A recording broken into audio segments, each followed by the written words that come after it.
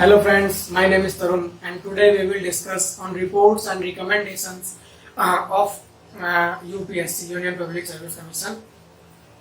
तो कमीशंस के बारे में पता करना है हमें और उनके रिपोर्ट्स के बारे में आज हम बात करेंगे। रिकमेंडेशंस और रिपोर्ट्स के बारे में बात करने से पहले आज हम देखेंगे कि हिस्ट्री में क्या रहा। तो हिस्ट्री में हमें मालूम है कि 1793 21 अप्रैल लॉर्ड कॉर्नवालिस उस वक्त गवर्नर जनरल ऑफ इंडिया थे। उन्होंने स्थापना करी इंडियन सिविल सर्विस की। आईसीएस की स्थापना के रीजन के पीछे अगर हम रीजन की बात करें तो 1782 से 1785 तक गवर्नर जनरल ऑफ इंडिया रहे वॉरेन हेस्टिंग्स, जिन्होंने 1774 में सुप्रीम कोर्ट की स्थापना करी कलकत्ता में। और सुप्रीम कोर्ट की स्थापना होने के बाद धीरे धीरे वायलेंस में जो सुधार आने लगा और एक एडमिनिस्ट्रेशन की जरूरत पड़ी। इसी वजह से 1786 से 1793 तक का जो टर्म था लॉर्ड कॉर्नवालिस का, जब वो भारत के गवर्नर जनरल बनकर आए तो उन्होंने एक शर्त रखी कि आर्मी चीफ और गवर्नर जनरल ऑफ इंडिया की पोस्ट को मर्ज होना चाहिए। गवर्नर जनरल ऑफ इंडिया और आर्मी चीफ की पोस्ट को मर्ज होना चाहिए। तो इसलिए 1786 में अमेंडमेंट एक्ट आया in which the post of the governor general and the army chief were merged. और जाते जाते 1793 में ही इन्होंने स्थापना करी इंडियन सिविल सर्विसेज की। उसके बाद की अगर हम बात करें तो 1853 में पहला रिटन एग्जामिनेशन हुआ इंडियन सिविल सर्विसेज का। और 1882 में हम जानते हैं हंटर कमीशन आया जिसमें एज को लेकर रिकमेंडेशंस थी।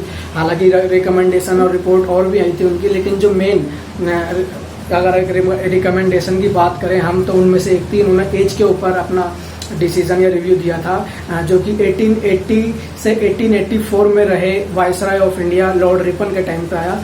और ये हंटर कमीशन आया हमें मालूम है 1882 में। उसके बाद हमें मालूम है कि 1923 में आईसीएस इंडिया में हुआ पहली बार, जो कि इलाहाबाद में हुआ था। और पहले क्लियर करने वाले आईसीएस थे सत्येंद्र नाथ टैगोर। आईसीएस को क्लियर करने वाले पहले आदमी बने सत्येंद्र नाथ टैगोर और आईसीएस के ऑफिसर बनने वाले सबसे पहले आदमी बने सुरेंद्र नाथ बनर्जी। इसी को देखते देखते भारत आजाद हुआ 15 अगस्त 1947 में। और आजादी के 4 साल बाद ही एडी गोरवाला साहब की रिपोर्ट आई। एडी गोरवाला साहब की रिपोर्ट के अनुसार सीधा सीधा ये था कि एडमिनिस्ट्रेशन में उन्हीं लोगों को जाना चाहिए जिनके पास ये जज्बा है, जिनके पास ये टैलेंट है कि वो प्रशासन को संभाल सकें। 1956 में हम बात करें डॉक्टर ए रामास्वामी मुडलियर की कमेटी आई, जो कि एक तरह से एडी गोरवाला साहब की ही आप कह सकते हैं रिव्यू के लिए बनाई गई थी या सजेशंस के लिए बनाई गई थी। और इन्होंने सीधे सीधे तौर पर बात करी क्वालिफिकेशंस को लेकर। इनकी रिपोर्ट में ये था कि university degree should be the minimum degree to qualify the civil services exams. और उन्होंने एज के ऊपर भी बात करी थी। एज इन्होंने 19 से 21 करी। अपर एज बार की अगर हम बात करें तो उन्होंने 19 से 21 उसको कर दिया गया था। और उसके बाद अगर हम बात करें जो अगली रिपोर्ट आई 1962 में, अगली रिपोर्ट आई वीटी कृष्णमाचारी की, जिन्होंने ग्राउंड लेवल पर बात करी। और वो जानते थे कि प्रशासन में मैनेजमेंट में रिपोर्ट्स आई, ठीक है, रिव्यूज हुए, लेकिन 1962 में वीटी कृष्णमाचारी ने जो मेन काम किया वो काम किया कि इन्होंने एडमिनिस्ट्रेशन लेवल या डिस्ट्रिक्ट लेवल पर जो भी परेशानियां आती है उनको लेकर एक रिपोर्ट बनाई। और 1969 में, इसी के बाद 1969 में आई एआरसी एडमिनिस्ट्रेशन रिफॉर्म कमीशन, जो कि पहली रिपोर्ट थी। और इस कमीशन के अनुसार अगर हम बात करें according to this report there were 2-3 recommendation which was major recommendations. और अगर हम उनकी बात करें तो सबसे पहले इन्होंने बोला कि आईएएस और आईएफएस को एक ही एग्जाम क्लियर करके आईसीएस में आना चाहिए। सिंपल इन्होंने ये बोला कि अगर कोई आईएएस या आईएफएस जो कि ऑल इंडिया सर्विसेज के अंदर आती है, अगर वो इस एग्जाम के लिए क्वालिफाई करना चाहते हैं तो उनको सिर्फ एक एग्जाम देने की जरूरत है। दूसरी मेजर रिकमेंडेशन इनकी ये थी कि अपर एज 26 होनी चाहिए। और इससे भी बड़ी रिकमेंडेशन की अगर हम बात करें तो इन्होंने ये कहा था कि जो सेकंड ग्रेड या क्लास बी की जितनी भी जॉब्स होती हैं उनको टर्मिनेट कर देना चाहिए। और उनको टर्मिनेट करके जो असिस्टेंट लेवल की जो पोस्ट होती हैं उनको प्रमोशन देने के बाद उनको क्लास बी में रख देना चाहिए। कहने का मतलब है there should be no exam for the class B jobs. The person who is promoting from the assistant level jobs that will be promoting through the to the class B jobs। तो यहाँ तक की बात अगर हम करते हैं तो यहाँ तक था यूपीएससी कमेटी या इंडियन सिविल सर्विसेज का हिस्ट्री थी या पास्ट था, यहाँ तक जो भी हमने पढ़ा। अब हम पढ़ेंगे जहाँ से मेन कमीशंस के बारे में पढ़ाई करनी चाहिए या फिर रिकमेंडेशंस के बारे में पता होना चाहिए। और आगे जितनी भी कमेटीज के बारे या कमीशंस के बारे में बताऊंगा, मैं आपको एक बार पहले ही बता देना चाहता हूं कि मैं उसके बारे में आपको डीप में नहीं बताने वाला, क्योंकि हर कमेटी की कम से कम 30 से 40 रिकमेंडेशंस होती है जो मेरे को यहाँ पे बताना इम्पॉसिबल है। तो हाँ, ये है कि लेकिन हम ओवरव्यू या ऊपर से सारी कमेटीज के बारे में जानेंगे, जिससे कि आपको एक आइडिया हो जाएगी कि भाई जो भी कमीशन बना या जो भी चेयरमैन था उसने क्या क्या रिपोर्ट दी, क्या क्या रिकमेंडेशंस दी, जिससे कि आपके पास एक प्रॉपर डाटा बनकर तैयार रहेगा।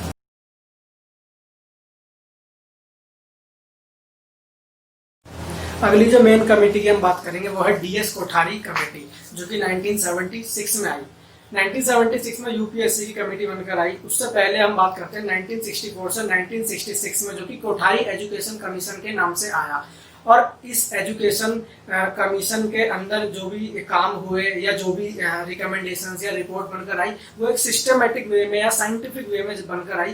क्योंकि कोठारी साहब, अगर हम कोठारी साहब की बात करें तो इन्होंने प्राइमरी एजुकेशन उदयपुर से करी, मास्टर इन्होंने इलाहाबाद से करी, और पीएचडी इन्होंने करी कैवेंडिश लेबोरेटरी में इन्होंने रदरफोर्ड के सुपरविजन में काम किया, जो कि कैम्ब्रिज यूनिवर्सिटी के अंडर में आती है। ये वही रदरफोर्ड है जिन्होंने प्रोटॉन की डिस्कवरी करी गोल्ड फॉइल एक्सपेरिमेंट से, जिन्होंने नोबेल प्राइज जीता केमिस्ट्री में अल्फा और बीटा डीके के ऊपर काम करा है जिन्होंने, और वहां से इनको एक अच्छी समझ बन गई थी, साइंटिफिक बैकग्राउंड के थे डीएस कोठारी साहब, और इंडिया के एडमिनिस्ट्रेशन को अच्छी तरह से जानते थे। एजुकेशन कमीशन पे इन्होंने काम किया, और इनकी रिकमेंडेशंस की बात करें तो इन्होंने 3 लैंग्वेज फॉर्मूला दिया, हिंदी, इंग्लिश और कोई भी एक रीजनल लैंग्वेज जहाँ से बच्चा पढ़ रहा है प्राइमरी एजुकेशन के लिए। हिंदी एक तरह से एक मातृभाषा के लिए और एकता के लिए प्रतीक था। दूसरा, इंग्लिश की बात करें तो एडमिनिस्ट्रेशन के लिए जरूरी थी। रीजनल की बात करें तो अपनी संस्कृति को बचाए रखने के लिए इन्होंने 3 लैंग्वेज फॉर्मूला दिया। इन्होंने कहा कि नेशनल इनकम का 6% एजुकेशन पे जाना चाहिए, जो कि 1964 की रिकमेंडेशन थी। इन्होंने टीचर्स के ऊपर बात किया, उनकी कंडीशंस के ऊपर बात करी, उनकी सैलरीज के ऊपर बात करी। इन्होंने साइंस एजुकेशन के ऊपर बात किया, इन्होंने एग्रीकल्चर इंडस्ट्रीज के ऊपर बात करी। ये तमाम कुछ ऐसी रिकमेंडेशन थी जो कि 1964 से 1966 में जो कोठारी एजुकेशन कमीशन बना था उसकी रिकमेंडेशन थी, जिसके सेक्रेटरी थे जेपी नायक। जेपी नायक वही थे जिनको यूनेस्को ने महात्मा गांधी और रविंद्रनाथ टैगोर और जेपी नायक को, इन तीनों को बेस्ट एजुकेशनिस्ट का अवार्ड दिया था। 1976 में यूपीएससी ने कमीशन बनाई, जिनके चेयरमैन ही बनाया गया डीएस कोठारी साहब को। तो अब हम बात करेंगे कोठारी कमीशन जो कि 1976 में आया, उनकी क्या रिकमेंडेशंस थी।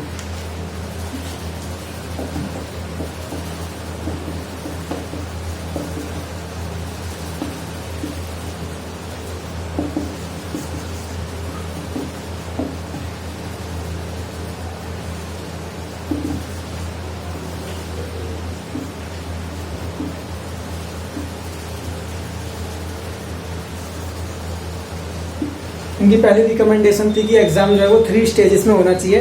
सबसे पहला था प्रीलिम्स,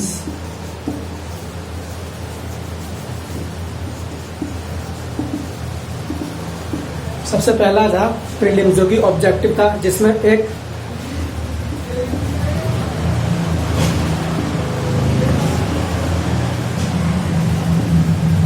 एक ऑप्शनल का एग्जाम होना चाहिए और एक जीएस का यानी जनरल स्टडीज का एग्जाम होना चाहिए। दूसरा, इन्होंने बोला कि मेंस एग्जाम जो कि सब्जेक्टिव होना चाहिए, जिसमें 9 रिटन एग्जाम्स होने चाहिए।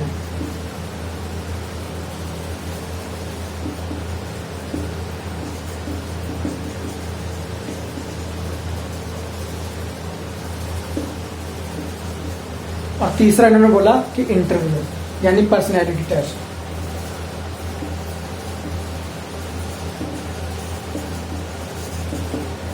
तो बेसिकली ये 3 रिकमेंडेशंस थी कोठारी साहब की जो कि 1976 में आई।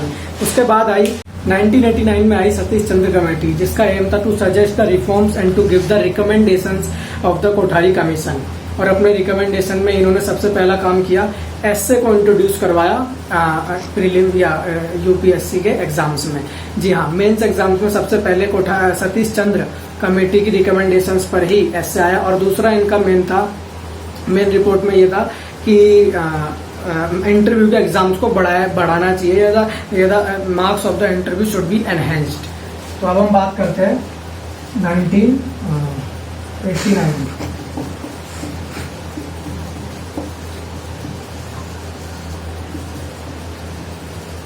सतीश चंद्र कमेटी रिकमेंडेशंस, सबसे पहला ऐसे एग्जाम इंट्रोड्यूस, जो कि मेंस में था। दूसरा अगर रिकमेंडेशंस की बात करें तो जो इंटरव्यू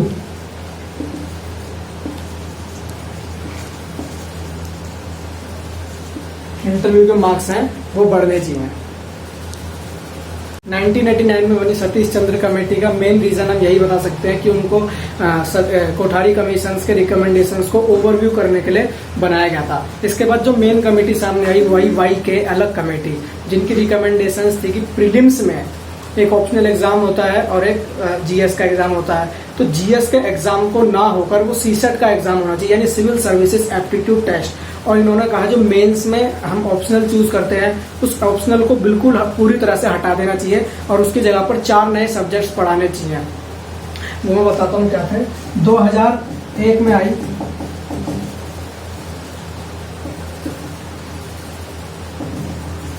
वाई के अलग कमेटी और इनकी रिकमेंडेशन क्या थी। इनकी रिकमेंडेशन की अगर हम बात करें तो सबसे पहला इन्होंने जो बोला,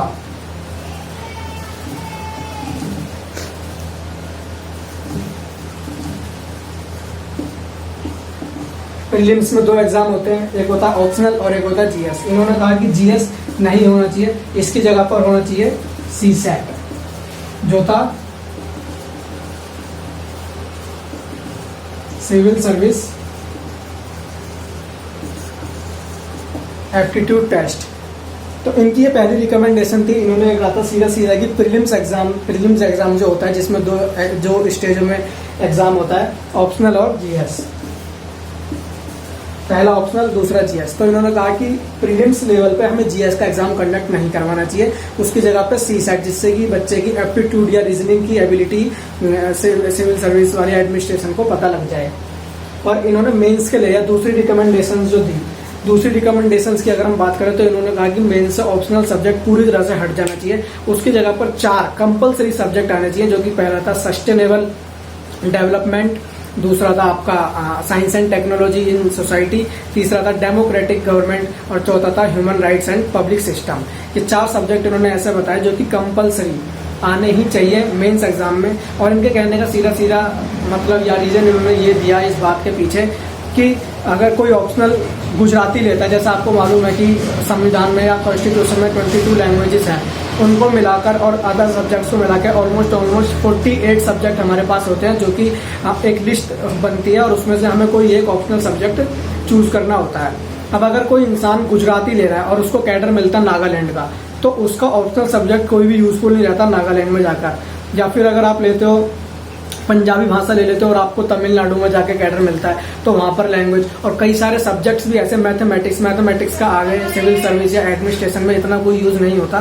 तो उन्होंने इस बात को पूरी तरह से नकारा कि ऑप्शनल सब्जेक्ट मेंस में नहीं होना चाहिए, जिसकी वजह से बच्चों को जो है एक ऐसे सब्जेक्ट्स पढ़ने दिए जाए जो कि पब्लिक एडमिनिस्ट्रेशन, जैसे कि मैंने बताया science and technology in society, आपका पब्लिक इशूज या हेल्थ रिसोर्स, इन सब के बारे में आपको पता होना चाहिए, या ये सब्जेक्ट्स इन्होंने रिपोर्ट्स के तौर पे दिए कि ये सब्जेक्ट्स आने वाले टाइम पर होने चाहिए। तो वो 4 सब्जेक्ट्स थे, वो जो मैं लिख देता हूँ।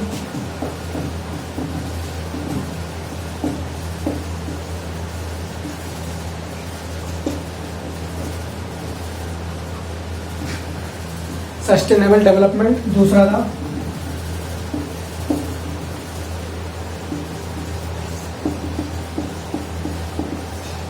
Science and technology in society, तीसरा था डेमोक्रेटिक गवर्नेंस और चौथा था पब्लिक